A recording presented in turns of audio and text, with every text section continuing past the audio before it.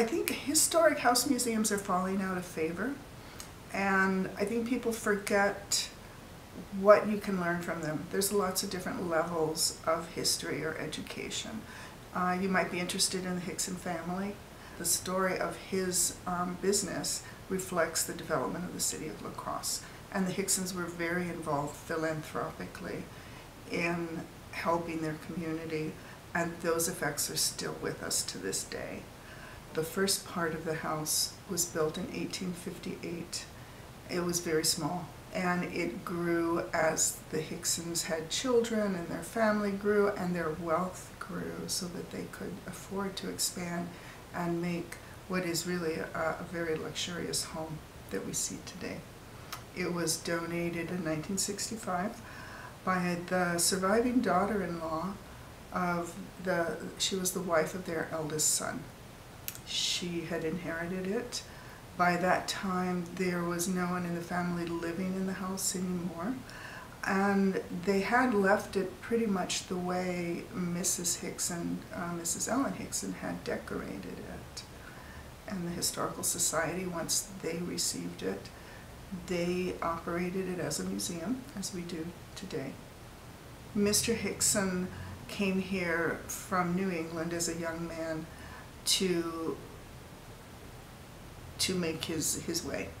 And he initially made his money in the lumbering industry. It was when he was one of the very early, one of the first lumber barons, as we call them, when they began cutting down the white pine forests in central Wisconsin.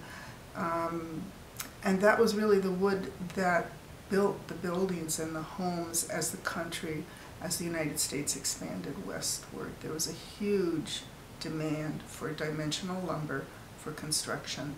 The white pine was perfect for it. They went at it hammer and tongs, and in a surprisingly short time cut down all the forests. But in the beginning there was a great deal of money to be made. He made a statement that the forests of Wisconsin would never disappear, and it pretty much no sooner came out of his mouth than the industry started to die, and it collapsed very rapidly when it did.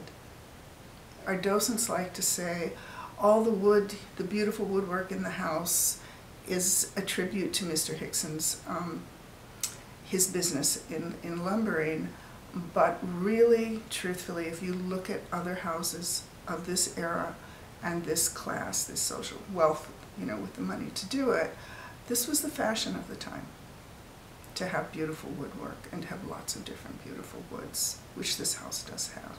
I use the word docent to describe the volunteers who give tours in the house. They're guides, essentially, but the museum world uses the word docent. This is not a museum where people wander at will. As you can see, nothing is in a cabinet.